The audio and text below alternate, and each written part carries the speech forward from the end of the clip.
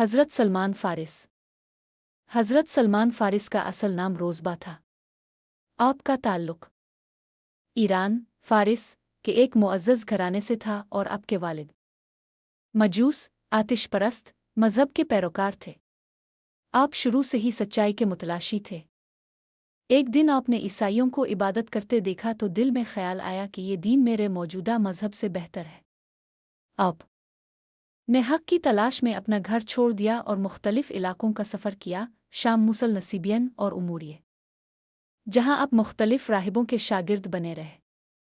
جب آخری راہب وفات کے قریب پہنچا تو اس نے بتایا کہ اب کوئی سچا دین نہیں رہا، لیکن آخری نبی جلد عرب میں ظاہر ہوں گے، جن کے نشانات یہ ہیں: 1. وہ صدقہ نہیں کھائیں گے۔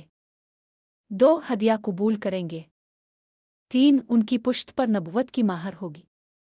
حضرت سلمان عرب کے ایک قافلے کے ساتھ روانہ ہوئے، مگر راستے میں انہوں نے آپ کو غلام بنا لیا۔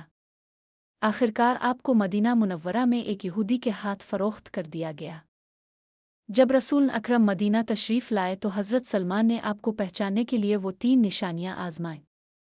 جب سب نشانیاں درست نکلیں تو فوراً ایمان لے آئے۔